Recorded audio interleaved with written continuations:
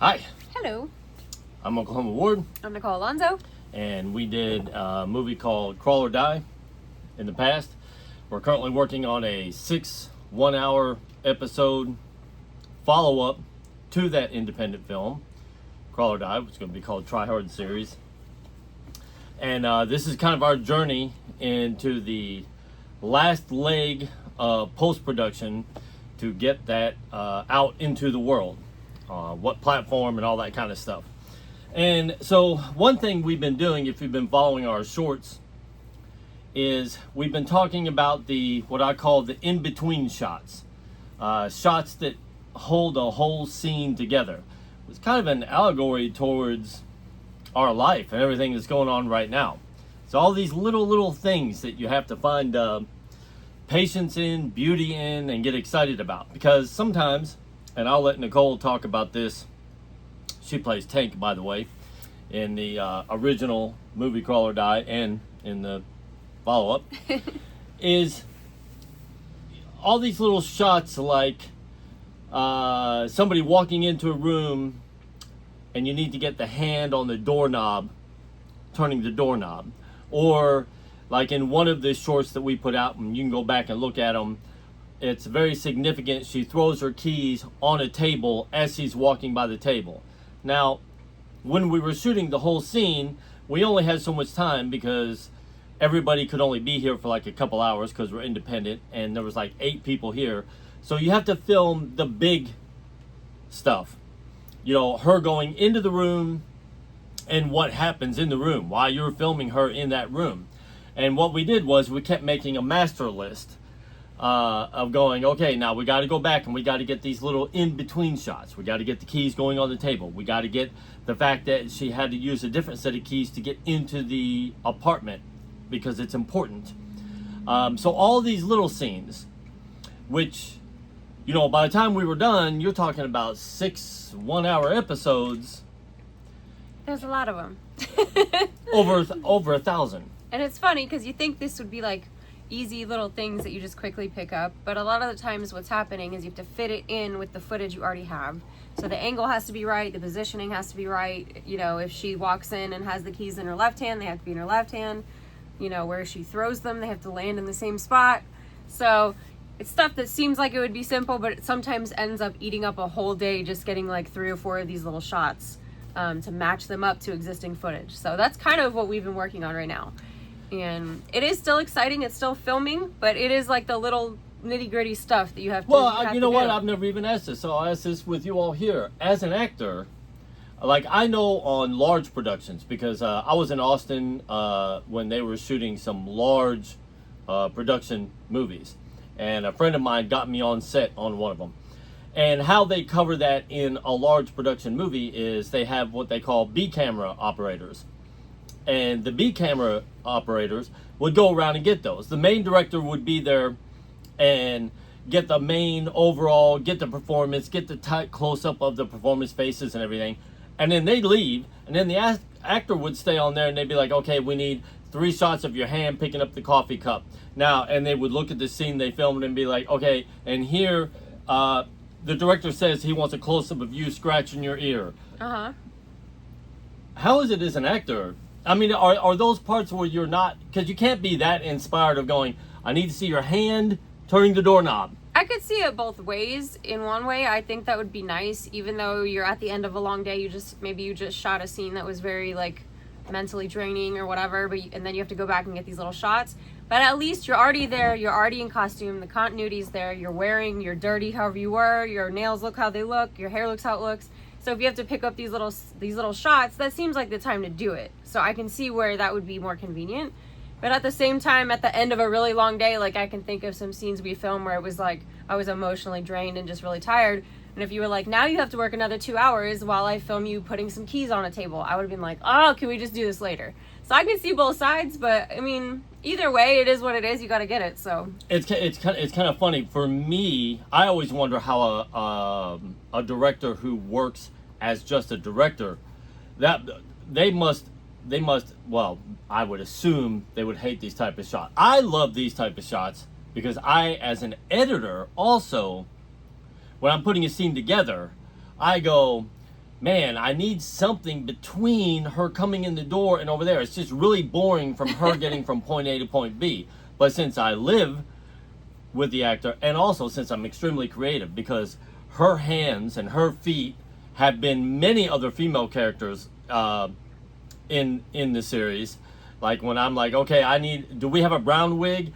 And I need a so close up of her doing something with her hair, just to break up the monotony of a scene that was going on. I have a guy friend that will come over, and I use his feet for many of the characters and stuff like that. So for me, it's exciting because I can go in and fill in a scene and make that scene more interesting and also work the way it's supposed to work. But I've always wondered, as an actor, does it get boring of like, okay, no, I need you to open up this doorknob 5 different ways, 5 different times. Now I need you to go over there and throw the keys on the table 10 times. Whoops, we blew focus. Do it again. And I always I wonder, as an actor, like, are you kind of like, I would rather, if I were rich, I would hire a stand-in to do those parts for me, or? I don't think so, because even though it's just like you throwing keys on a table, if you look at it from an actor's perspective, there's 1,000 ways you could throw keys on a table. What's your mood? Are you sad? Are you tired? Are you dizzy? Are you whatever? Like, what mood are you in, and how would you throw keys on the table? So if you look at it from that angle, you can still play with it and have fun with it and go, okay, Tank just got off work. She's tired. She wants to go to sleep. Maybe she misses the table. Or maybe she throws it and then kind of stumbles and her hand lands on the table. Like, you can still have fun with it. Yeah. So I try to look at it that way. Like, while these are shots that could be monotonous and boring, I take it and go, what could I make different? Or how can I make this interesting? It's funny. When I very first started, I read the book Rebel Without a Cause. It was Rodriguez's book, for when he did El Mariachi. And he starts off Without a crew, right? Yeah, Rebel Without a Crew, right. And I'm thinking of the movie. I know. That's what I was like, anyway, but one thing he talked about was, like, and it is the difference between when I see independent films and you go, yeah, it just feels independent and not good, and not even independent in a good way, it's because they don't have these type of shots in it. I mean, that is a real thing. And you can tell they didn't have time, and nor were they thinking as an editor while they were shooting it. And you can see the camera, it's just the person goes out, gets in the car, and the car drives off. And you're like, well, that's kind of a boring shot. You don't get a close-up of the key starting the engine, or, the seatbelt clicking on, The editor has and I will say, nothing to being shoot like from. an actor that does not want to be a director at any time, but I never thought about stuff like that because it just wasn't in my mind to think about it. Sure. But now that we've been doing this process, every time we watch a good show or movie, I notice that now. Like, every scene, there's these little takeaways where, like, maybe the actor, like, wipes their nose, or there's just little things that happen that are in there that it's not just like walk in, drink coffee, go to sleep. Like, there's moments. And believe me, you could speak to any editor in the world, and what will kill a scene faster than anything is if the editor has no footage to work with. Like transitional shots that you can... Right. If they're like, all I have is this one shot that blows out of focus a little bit, and that's it, and it's a really boring shot of them walking across the room. It's only shot from the side, and there's no cutaways at all, maybe of their feet or anything, and it's like, and then the director is like, I mean, is this it? And it's like, that's all the footage I have.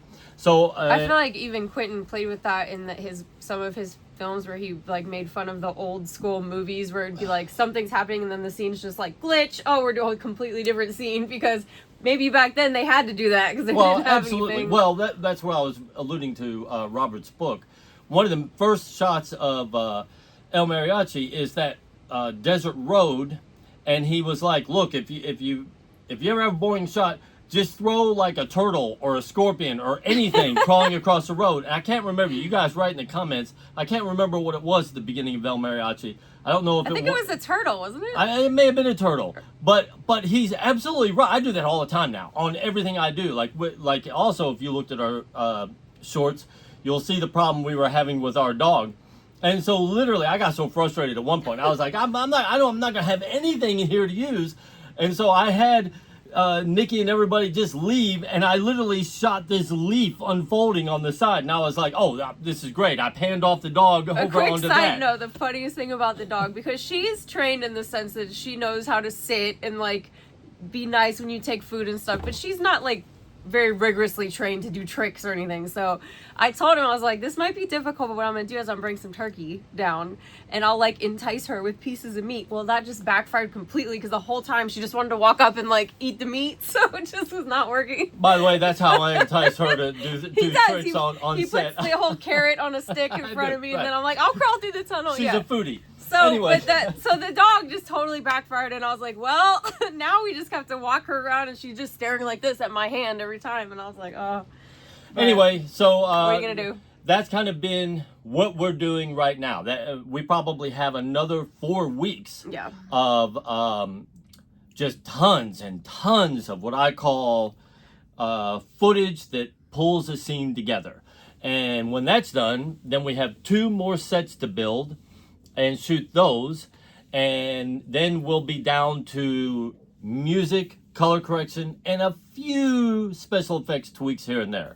Now next week I'll be talking about, I just got the news on how much my QC reports are going to be for this, and it blew my hair back, and I don't have a lot of hair.